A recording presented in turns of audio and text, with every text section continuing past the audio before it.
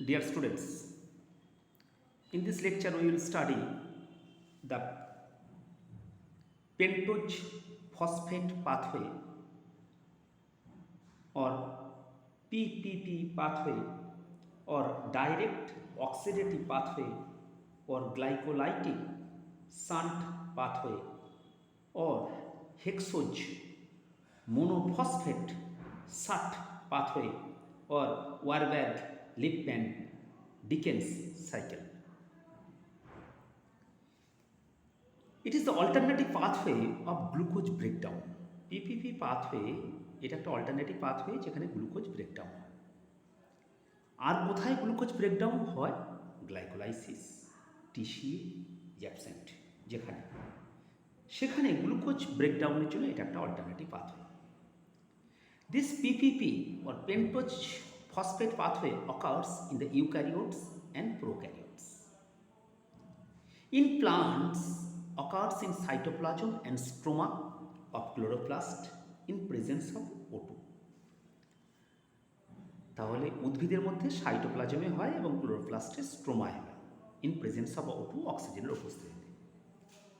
But in animals it takes place in the cytoplasm of cell, কোষের সাইটোপ্লাজমে হয়, and LOTA, full form কি?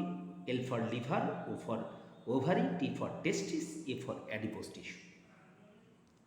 In this pathway, instead of NADH, NADPH will be formed. তাহলে এখানে NADH এর পরিবর্তে NADPH form হয়।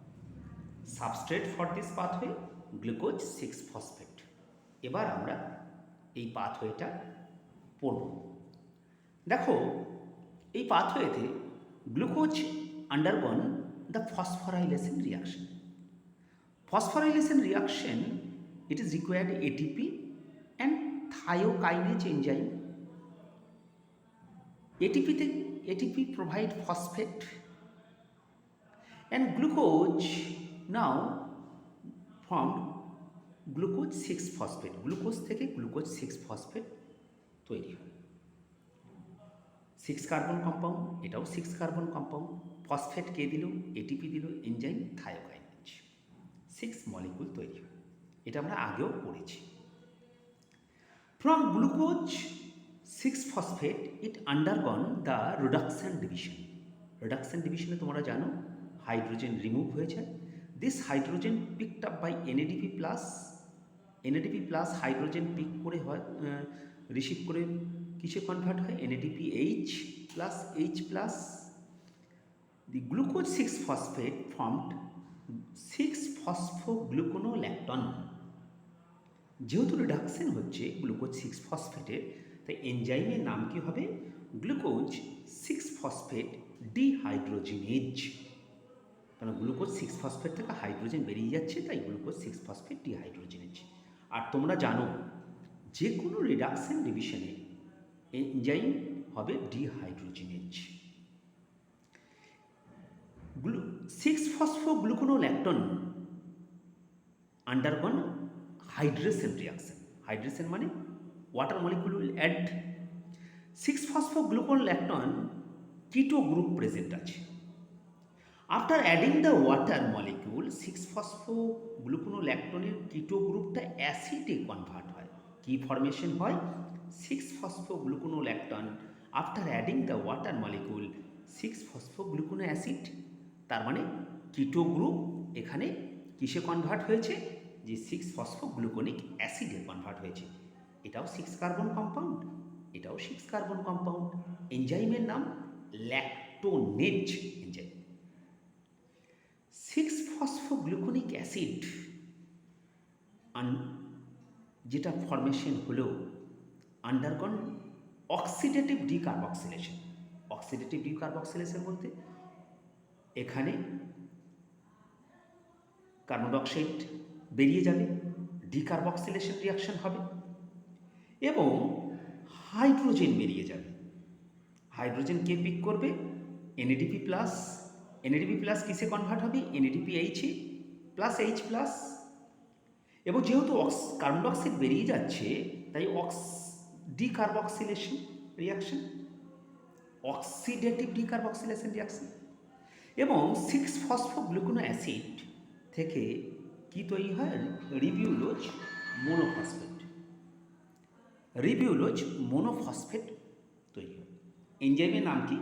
6-ফসফোগ্লুকোনেট dehydrogenase enzyme, কারণ 6-ফসফোগ্লুকোনিক অ্যাসিড থেকে হাইড্রোজেন রিমুভ হচ্ছে, তাই 6-ফসফোগ্লুকোনেট ডিহাইড্রোজেনেজ এনজাইম।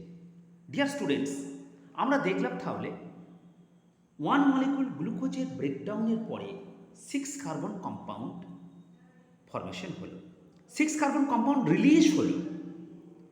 তাহলে 1 মলিকুল অফ গ্লুকোজ ব্রেকডাউনে 6 molecule of carbon dioxide release হয় এবং আলটিমেটলি কি ফরমেশন হয়? রিবিউলোজ মোনোফসফেট। তাহলে দেখো 1 মলিকুল গ্লুকোজের ব্রেকডাউন হলো, 6 মলিকুল কার্বন ডাইঅক্সাইড রিলিজ হলো, তার মানে 1 মলিকুল গ্লুকোজের ব্রেকডাউনে 6 মলিকুল কার্বন ডাইঅক্সাইড রিলিজ হয়, আলটিমেটলি কি ফরমেশন হলো? রিবিউলোজ মোনোফসফেট। এই রিবিউলোজ মোনোফসফেট থ্রু সিরিজ অফ রিয়াকশন, অনেক রিয়াকশন হবে, সেগুলো আমরা ইন্টারমিডিয়েট যেগুলো ফরমেশন হবে এখানে সেগুলো আমি এখানে লিখেছি। যে আলটিমেটলি আবার কি তৈরি হবে? গ্লুকোজ 6-ফসফেট। তাহলে এখানে এবং ইন্টারমিডিয়েটগুলো কি ফরমেশন হলো? এরিথ্রোজ four phosphate, xylulose five phosphate, ribose five phosphate, fructose 5-ফসফেট এবং সেডুহেপ্টুলোজ 7-ফসফেট। 1 মলিকুল গ্লুকোজ ব্রেকডাউন হওয়ার পরে যে গ্লুকোজ 6-ফসফেট ফরমেশন হলো, আবার যে গ্লুকোজ 6-ফসফেট এদিকে কি ফরমেশন হলো, সেখানে 5 মলিকুল গ্লুকোজ ফসফেট আবার তৈরি হলো। তাহলে 6 মলিকুল গ্লুকোজ 6-ফসফেট সিরিজ অফ রিয়াকশনের মাধ্যমে এত ইন্টারমিডিয়েট তৈরি করে আবার 5 মলিকুল, তাহলে কতটা এক্সপেন্ডিচার বা খরচা? 1 মলিকুল। এখানে দেখো 6 মলিকুল ছিল, এখানে 5 মলিকুল আবার রিটার্ন ব্যাক করলো। এখানে গ্লুকোজ মলিকুলের ব্রেকডাউনে কটা এনএডিপিএইচ তৈরি হলো? এখানে 6 এনএডিপিএইচ, এখানে 6 এনএডিপিএইচ, তাহলে 6 + 6 সমান 12 এনএডিপিএইচ ফর্ম হচ্ছে। 1 এনএডিপিএইচ ফর্ম 3 এটিপি, তাহলে 6 + 6 12 এনএডিপিএইচ ফর্ম 36 এটিপি। দেখো আমি এখানে লিখেছি যে 12 NADPH form 36 ATP. And this পাথওয়েতে ব্রেকডাউনও হচ্ছে, সিনথেসিসও হচ্ছে। This pathway involve in breakdown and synthesis, so this pathway is called amphibolic pathway. What is the significance of PPP pathway? তাৎপর্য কি? It occurs in the cell involve in fatty acid and steroid synthesis. যে সমস্ত কোষে হয় সেই কোষগুলো fatty acid এবং steroid synthesis করে।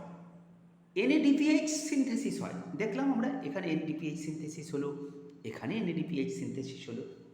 কোথায় হয় এটা? ইট অকার্স অ্যাট লোটা। আমি এখানে লোটার সূত্র লিখেছি। L for liver, O for ovary, A for adipose tissue, T for testes and fatty cells. Several intermediates produced in this pathway. Several, দেখো এখান থেকে আমি লিখিনি এগুলো স্টেপ তোমার জাম্প করা হয়েছে, দিয়ে এখানে আবার গ্লুকোজ 6-ফসফেট থেকে 5 মলিকুল গ্লুকোজ 6-ফসফেট, মাঝখানে প্রচুর ইন্টারমিডিয়েট তৈরি হয়েছে। Erythrose four phosphate, xylulose five phosphate, ribose five phosphate, fructose five phosphate, sedoheptulose seven phosphate. এই ইন্টারমিডিয়েটগুলো থেকে কিছু সিনথেসিস হয়, কেমিক্যাল সিনথেসিস হয়। যেমন একটা ইন্টারমিডিয়েটের নাম হচ্ছে এরিথ্রোজ 4-ফসফেট, সেখান থেকে কি সিনথেসিস হয়? লিগনিন, অক্সিন, ফেনোলিক এবং ফাইটোটাক্সিন। এবং রাইবোজ 5-ফসফেট থেকে কি সিনথেসিস হয়? Nucleic acid, ATP. এই পাথওয়েটা PPP pathway protect from oxidative damage of the cell. কী করে এই পাথওয়ে অক্সিডেটিভ ড্যামেজ থেকে রক্ষা করে? দেখো, H2O2 causes oxidation of lipid, protein and DNA. ফলে সেলের মধ্যে যে লিপিড থাকবে, প্রোটিন থাকবে, ডিএনএ থাকবে, তার অক্সিডেশন ঘটাবে। ফলে this will cause the breakage of the cell membrane, ফলে সেল মেমব্রেনের ব্রেকেজ হবে। কিন্তু এই ব্রেকেজ থেকে তাহলে কী করে রক্ষা পাবো? এই লিপিড, প্রোটিন, ডিএনএর অক্সিডেশন বা সেল মেমব্রেনের ব্রেকেজ থেকে। তাহলে H2O2টাকে আমার নষ্ট করতে হবে। H2O2 গ্লুকাথিয়ন পারঅক্সিডেজের উপস্থিতিতে H2O ফর্মেশন করে, কারণ glutathione peroxidase causes breakdown of H2O2। Glutathione peroxidase H2O2 breakdown করে দেয়, as a result H2O formation হয়। তাহলে পেন্টোজ ফসফেট পাথওয়ে, সেখান থেকে NADPH, সেখান থেকে গ্লুকাথিয়ন রিডিউস স্টেট থেকে অক্সিডাইজ স্টেটে কনভার্সন হয় এবং H2O2 ব্রেকডাউন হয়ে H2O তৈরি হয়। ফলে যেহেতু সেলের মধ্যে H2O2 থাকে না, H2O তে কনভার্সন হয়ে যায়, ফলে সেল মেমব্রেনের ড্যামেজ বা ব্রেকডাউন হয় না। যদি H2O2 ব্রেকডাউন হয়, if there is a breakdown of H2O2, তাহলে কি হবে? Result oxidative damage of the cell membrane from H2O2 will decrease. Dear students, glucose six phosphate dehydrogenase enzyme যদি ডেফিসিয়েন্ট হয়, তাহলে NADPH প্রোডাকশন উইল রিডিউসড। কেন? Glucose six phosphate dehydrogenase enzyme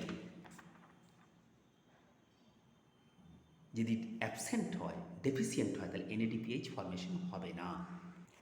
তাহলে NADPH যদি formation production reduce হয়ে যায়, result breakdown of H2O2 gets reduced, ফলে H2O2 breakdown হবে না। So there will toxicity increase and oxidative damage of cell will increase. কারণ সেলে যদি glucose six phosphate dehydrogenase deficient means NADPH deficient বা reduced means breakdown of H2O2 get reduced.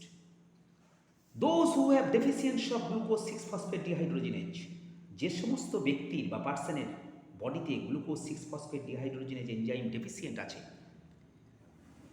They should not take anti malarial drug.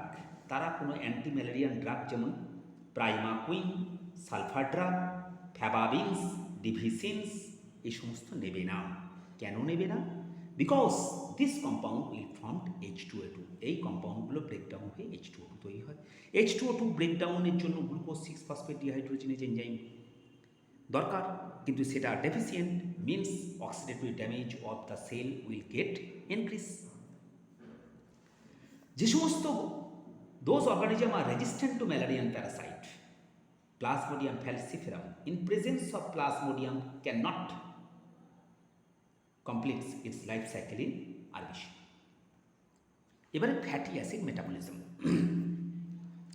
Dear students, fat যেটা লাইফেজের প্রেজেন্সে breakdown হয় এনজাইমে এবং glycerol এবং fatty acid formation হয়। Glycerol থেকে কি তৈরি হয়? ডাইহাইড্রক্সি অ্যাসিটোন ফসফেট এবং ফসফোগ্লিসারলডিহাইড। এবং ফ্যাটি অ্যাসিড তারও ব্রেকডাউন হয় কোথায়? সাইটোপ্লাজম অ্যান্ড মাইটোকন্ড্রিয়ায়। সাইটোপ্লাজমে কি হয়? ফ্যাটি অ্যাসিডের সঙ্গে কোএনজাইম A অ্যাড হয়, এটিপি থেকে এটিপি ফসফেট দান করে। থায়োকাইনেজ এনজাইমের উপস্থিতিতে ফ্যাটি অ্যাসিড থেকে অ্যাসিটাইল কোএনজাইম A তৈরি হয়। একটা ফ্যাটি অ্যাসিডের উদাহরণ দাও। Palmitic acid, 16 carbon compound. Fatty অ্যাসিডের ব্রেকডাউন হবে, অক্সিডেশন হবে, মেটাবলিজম হবে এবং প্যামিটিক অ্যাসিড থেকে প্যামিটাইল কোয়ে তৈরি হবে। বা ফ্যাটি অ্যাসিড থেকে অ্যাসিটাইল কোএনজাইমে, একটা ফ্যাটি অ্যাসিডের example palmitic acid 16 carbon compound, acetyl coenzyme A এর example palmityl coenzyme A 16 carbon compound. তাহলে তুমি বলতে পারো ফ্যাটি অ্যাসিড থেকে অ্যাসিটাইল কোয়ে ফর্মেশন বা প্যামিটিক অ্যাসিড থেকে প্যামিটাইল কোএনজাইম A ফর্মেশন। কোথায় হবে? Cytoplasm. Next, acetyl coenzyme A কোথায় আসবে? মাইটোকন্ড্রিয়া। মাইটোকন্ড্রিয়া বিটা অক্সিডেশন হবে। বিটা অক্সিডেশন বলতে হাইড্রোজেন রিমুভ হবে, hydrogen picked up by FAD, সেখান থেকে FADH2 হবে। FADH2 পরে আর একটা প্রোডাক্ট ইন্টারমিডিয়েট ফর্মেশন হবে, ওয়াটার অ্যাড হবে, Y প্রোডাক্ট। সেখান থেকে আবার hydrogen reaction, hydrogen will picked up by NAD+ and formation of NADH+, then Z, XYZ এগুলো নিমিত্ত কিছু ইন্টারমিডিয়েট হবে, তার নাম লিখি নেই। এই জেটের সঙ্গে যদি কোএনজাইম A যোগ হয় এবং অ্যাসিটাইল কোয়ে রিমুভ হয়, কার্বন কম্পাউন্ড, 2 কার্বন কম্পাউন্ড, তাহলে অ্যাসাইল কোয়ে কিসে ফর্মেশন হবে? অ্যাসাইল কোয়ে তৈরি হবে আবার 14 কার্বন কম্পাউন্ড। তাহলে যেহেতু 2 কার্বন কম্পাউন্ড বেরিয়ে গেল, দি 14 কার্বন কম্পাউন্ড তৈরি হবে।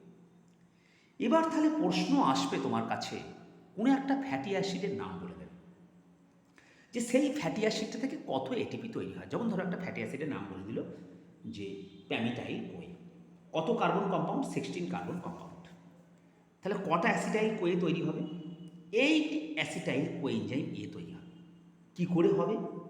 তোমাদের আমি আগেও পড়েছি যে একটা প্যামিটাইল ফ্যাটি অ্যাসিড থেকে দুটো কোএনজাইমে, অ্যাসিটাইল কোএনজাইম। সূত্র কি? n/2। n মানে নাম্বার অফ কার্বন, কত কার্বন আছে? 16 কার্বন, সেটাকে 2 দিয়ে ডিভাইড করে দাও। n সমান যত ফ্যাটি অ্যাসিডের মধ্যে যত কার্বন আছে, number of carbons present in the fatty acid, তাকে 2 দিয়ে ডিভাইড করো, তাহলে 8 acetyl CoA. 1 acetyl CoA Krebs cycle থেকে আমরা জেনেছি ফর্মড 12 এটিপি, তাহলে 8 অ্যাসিটাইল কোয়ে ফর্মড 96 এটিপি। এইবার NADH এবং FADH ফর্মেশন হচ্ছে, এখানে FADH, এখানে NADH ফর্মেশন হচ্ছে। কটা FADH ফর্মেশন হবে? দেখো, যত সংখ্যক কার্বন আছে সেটার সূত্র হচ্ছে n/2 - 1, মানে 16/2 সমান 8 - 1, তাহলে 7 NADH। FADH বার করার ফর্মুলাও সেম, n/2 - 1, n সমান 16, তাহলে 16/2 সমান 8 - 1, তাহলে 7 FADH, 7 NADH। 1 NADH from 3 ATP, তাহলে 7 NADH from 7 into 3, 21 molecule of ATP।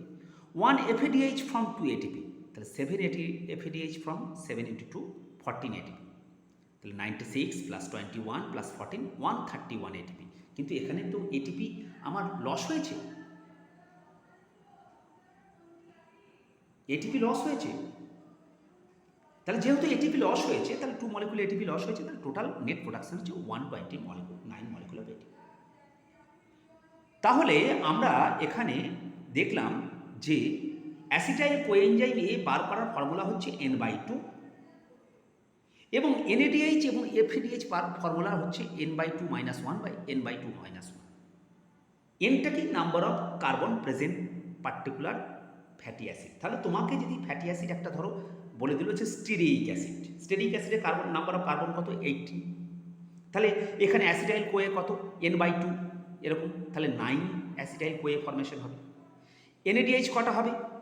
8। FADH কটা হবে? 8।